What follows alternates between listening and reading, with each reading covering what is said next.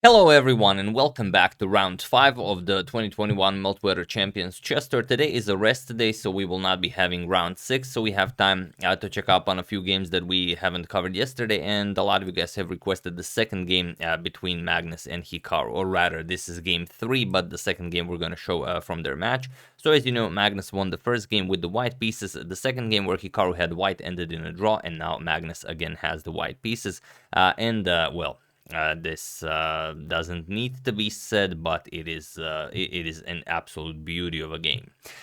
So let's check it out. Magnus with the white pieces again opens with e4. If you've seen the previous video where they played, it was also a Berlin defense, but we're gonna discuss that once we start the move. So e5, knight to f3, knight to c6, and bishop to b5. Again, Magnus goes for the Ruy Lopez, and Hikaru plays knight to f6, goes for the Berlin defense, and again d3. Not interested in trading queens anytime soon. We have bishop to c5, and bishop captures on c6. We have d captures on c6, and Magnus castles. And now we discussed that you have to, of course, defend the e5 pawn. There are many ways to do this. Hikaru again goes for bishop to d6 like in game 1, and now Magnus played knight b to d2 in the previous game, but here he goes for bishop to g5. It's not a new move, it has been played before, but only a handful of games in the database.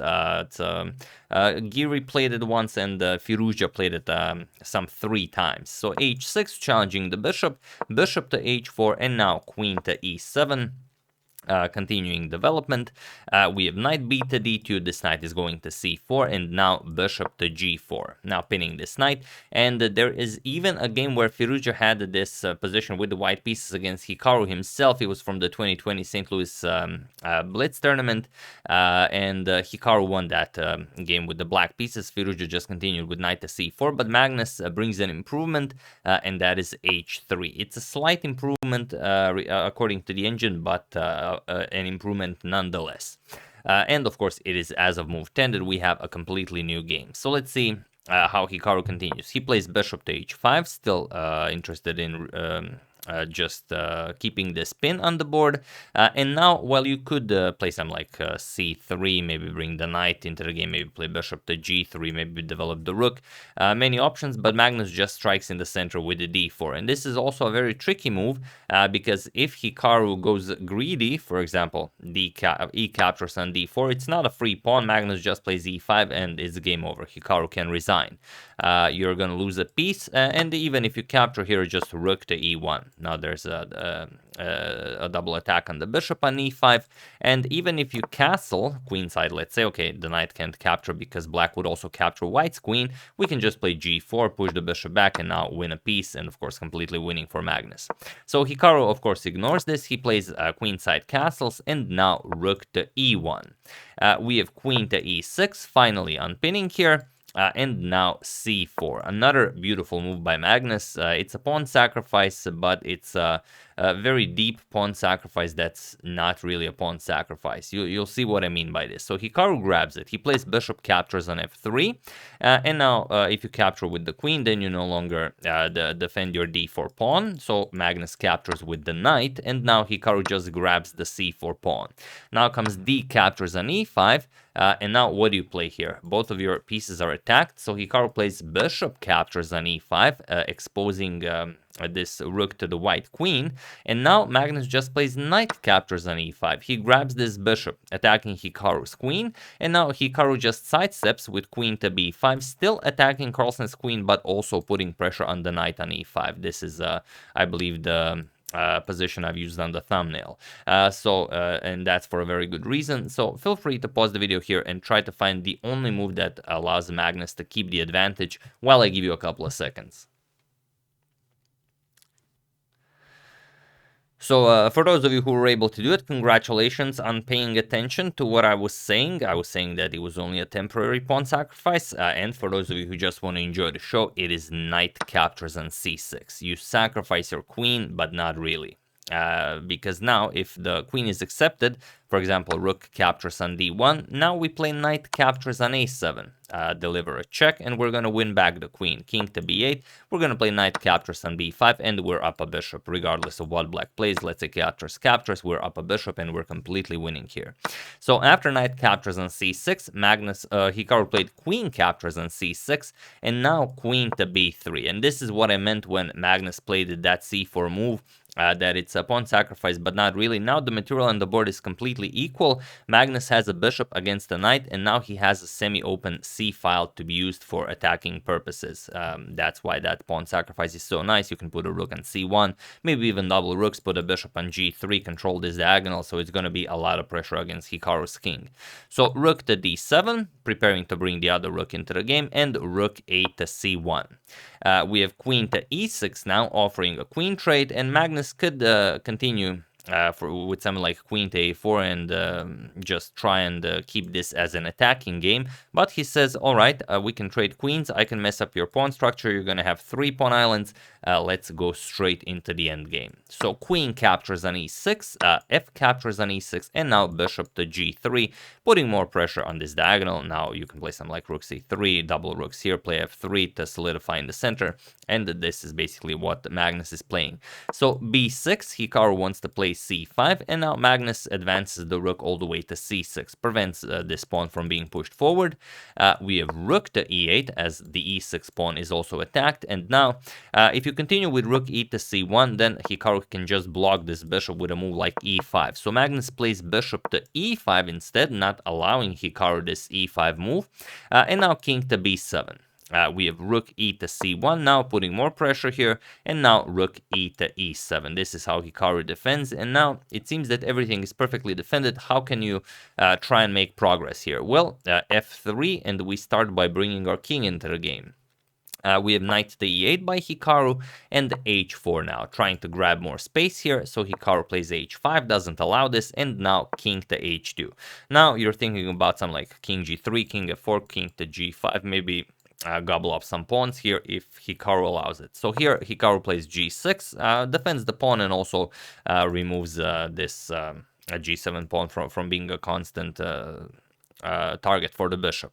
So king g3, and now rook to d2. Now Hikaru activates his rook and puts pressure here. Okay, the b2 pawn is defended by the bishop, but the g2 pawn, now the king can't really go up the board. You're going to lose this pawn. So Magnus has to defend. He plays rook 6 back to d2, and now rook captures. We have rook captures and the rook to f7, not allowing the king any further.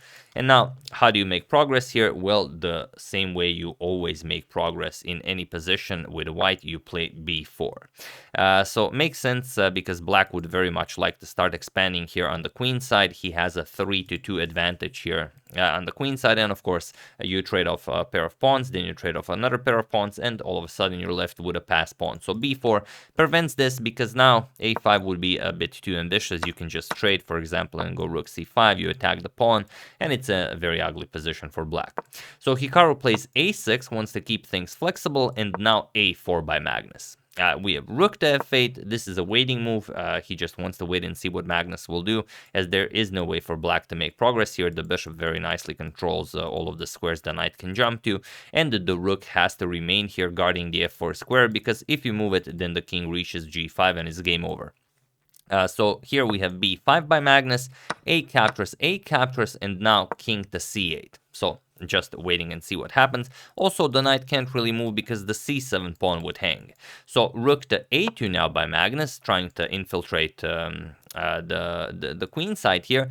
King to d7. We have rook to a8 now, putting pressure on this knight. If the knight moves and the rooks get traded off the board, then it's gonna be very easy for Magnus to just pick off all of these pawns. But you can't really move the knight. The rook is still hanging. So rook to f7. Now comes rook back to a1 by Magnus. And again, how do you continue here? We have rook back to f8. He says, all right, I'm very happy with my position. Let's call this a draw. But now Magnus has to figure out a different way how to activate. And now he plays king to f2. Now he wants to bring the king to e3 and try something else. Leave no stone unturned, as they say. We have knight to d6 by Hikaru, and now Magnus says, all right, you've defended well, you're going after my b5 pawn, now it's time to go into the rook and pawn endgame. So bishop captures, and now you can't capture with the c pawn, even though you get a nice pawn chain here in the center that maybe you can even use to create a pass pawn. Rook a7 check is just too deadly. Now we're gonna play rook to b7 and pick up this pawn, or if the king tries to stop that, rook a8 check wins the rook. So you can't really do that. You have to capture with the king. This is what Hikaru does. And now rook to d1 with check. Here, Magnus is trying to get Hikaru to go after Carlsen's b pawn, because if this happens, then rook to c1 check. And now if you trade, then Magnus captures on c7, and now he goes after the king side pawns. Whether this is enough or not, it's an attempt, definitely. But after rook to d1 check, Hikaru just wants to keep everything cool. So just king to e7, and now king to e3 by Magnus. Now he might be interested in infiltrating via the d4 square. Not right away. You don't want to play king d4 and then you blunder the rook. But the rook will move, and then somehow we're going to try and get the king to e5. So here, rook to a8 by Hikaru. He tries to stop that. e5 is a very interesting attempt, but it's a very committal move, and Hikaru is very, very low on time. So Hikaru tries rook to a8, and now rook to c1. Here, Magnus goes after the c7 pawn, king to d7, and now finally king to f4. So the king was already on g3, but the rook on f8 did not allow the king to reach the f4 square, so Magnus had to go to f2 to e3 and then to f4. This is something you have to do sometimes in chess to try and make progress. So now rook to a2, going after the g2 pawn, and Magnus advances it to g4. We have a3, now preventing the king from advancing any further, otherwise we're going to lose the f3 pawn. So rook to f1. This is how Magnus defends, and now he's going after that g pawn. So king e7, Hikaru has to defend it, king to g5, now king to f7. And now king to h6, a very important move. Rook to c3, and now Magnus even grabs more space. He plays g5, now takes away another crucial square from the black king. And now if something like rook to d1, rook to d7 check happens, that's all over. So rook to d3, of course he will try to prevent this, but now rook to c1, going after the pawn, and now rook to d7. So Hikaru defending extremely well here, being very low on time, but Magnus always has a way to improve. Rook to c6, and now Hikaru is simply running out of moves. The rook has to keep an eye on the pawn here, the king has to keep an eye on this pawn, and on this pawn you really don't have a good move. Your only reasonable move is rook to e7, but now Magnus just continues increasing the pressure. f4, we have rook to d7, Hikaru is forced to repeat moves, and now f5. This f5 ensures that we get a passed g pawn regardless of what black plays. So g captures on f5, we have e captures on f5, e captures on f5, and now rook to f6 with check. Now Magnus will eliminate this pawn from f5, this rook will defend the b5 pawn, and then he will finally grab the h5 pawn, and this is how Magnus wins a pawn. So this was all to win a pawn. So king to g8, and now rook captures on f5. This is now nicely defended. So rook to d6 check, and king captures on h5. And now you have two connected pass pawns on the king side, and of course this is more than enough to win the game. So c6, now Hikaru has to play something. He creates a pass pawn on the queen side, b captures, rook captures, and now g6. Here, you always have to check a move like rook to c5 if it's working, because if it is, then it's winning. Unfortunately, it's not. Magnus could just trade, and after captures, we're going to play king g5, c4, king to f4, and you can see that the king is well within the square of the pawn, so of course the pawn can be stopped. So after g6, we have rook to c8 by Hikaru. Now comes king to g5, and now of course our h pawn is marching forward. We have rook to b8. Hikaru puts the rook behind the pass pawn, but now h5. Here Hikaru played b5, but it was also in this position on move 60 that Hikaru Nakamura resigned the game, as there is nothing more to be done here. He was down to maybe some 17 seconds on the clock. Magnus had like 5.5 minutes, so it wasn't really it was really a possibility of Magnus making a mistake or something. So here you resign because it's actually a forced checkmate in a few moves, just to show you because you guys enjoy this so much. H6, we're gonna play B4, now H7 check, King to G7, Rook to F7 check, King to H8, and now King to H6. We're gonna checkmate the black king with the pawn, and there's nothing black can do about this. If you pin the pawn, we just deliver Rook to F8 checkmate. So regardless of what black plays, black is getting checkmated. So yeah, after b5, Hikaru resigned, which means that as Magnus won game 1, drew game 2, and won game 3, that Magnus wins the match, and that's it. There will be no game 4. So both game 1 and game 2 were very, very instructive on how to counter the Berlin defense. It'd be great if Kasparov knew this when he had his World Chess Championship match against Kramnik, but you can see that they avoided the drawish lines, and here Magnus was able to find some play in both of the games. But Hikaru defended extremely well in both of the games. It's just a matter of, Magnus always making the absolute best, or maybe the second absolute best move, and Hikaru making the second absolute best move and maybe the third absolute best move, and then over the course of 10 moves it's just enough advantage to go for a win. So that's how I see these two games against the Berlin defense. But it's a great victory, just giving us hope that there is the possibility of beating the Berlin defense. So yeah, that's the game. Hope you guys enjoyed it. I would like to wish a happy birthday to Jorge Caso, and also a happy birthday to Alistair Fitzgerald. And I would like to thank Andrei František, Balkovich Enterprises, and Ben Megreblian for a contribution to my channel. Thank you a lot. I really appreciate it.